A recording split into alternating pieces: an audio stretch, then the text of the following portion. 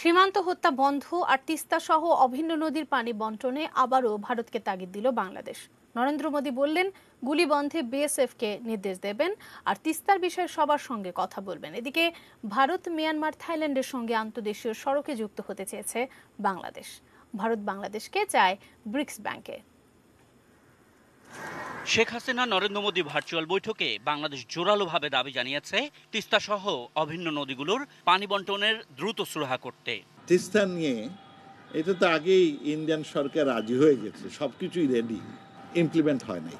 বলছি আমরা এটা রেজ করে আপনাদের লজ্জিত করতে চাই না, তবে it is a very important issue. তারা এক লাইনে বোধহয় উত্তর দিয়েছে। তিস্তা নিয়ে বলেছে যে তারা they are consulting with everyone to bring them on board.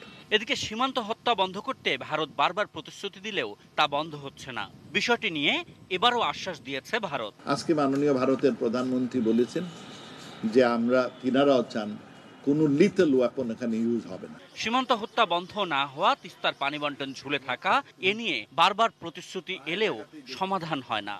বাংলাদেশের অবস্থান কি? দুই প্রধানমন্ত্রী বৈঠকের পর দুপুরে রাষ্ট্রীয় অতিথি ভবন পদ্মায় সংবাদ সম্মেলনে পররাষ্ট্রমন্ত্রী এমন প্রশ্নের জবাবে বললেন, সরকারও হতাশ, তবে আশা ছাড়েনি। আমরা বাংলাদেশি লোক, আমাদেরও ফ্রাস্ট্রেট করে, তবে আমরা বিশ্বাস করি যে এগুলো আমরা আলোচনার মধ্যে অনেক দূর অগ্রসর হয়েছি এবং আজকেও মাননীয় ভারতের প্রধানমন্ত্রী আবার অঙ্গীকার করেছেন যে নো লিথাল ওয়েপন ওখানে ব্যবহৃত হবে।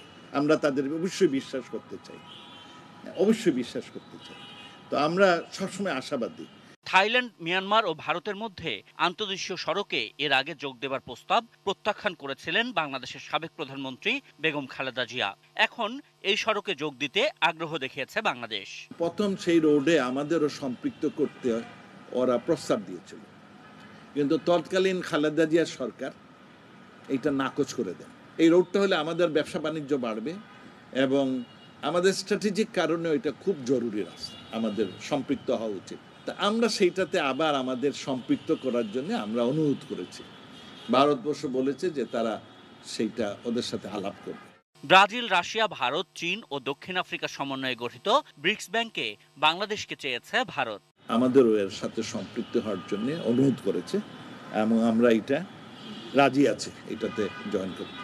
দুই প্রধানমন্ত্রীর কথা হয়েছে রোহিঙ্গা সংকট সমাধান, পেঁয়াজের মতো পণ্য রপ্তানি হঠাৎ বন্ধ হওয়া সহ নানান বিষয়ে। ত্রিপুরা সীমান্তে ফেন্সিং এবং কয়েকটি অভিন্ন নদীর সীমানা নির্ধারণের বিষয়েও সম্মত হয়েছে দুই দেশ।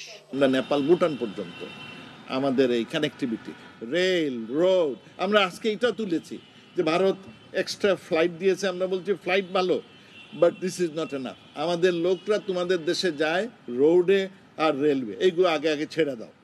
আশিকুর রহমান অপু, এটি নিউজ, ঢাকা।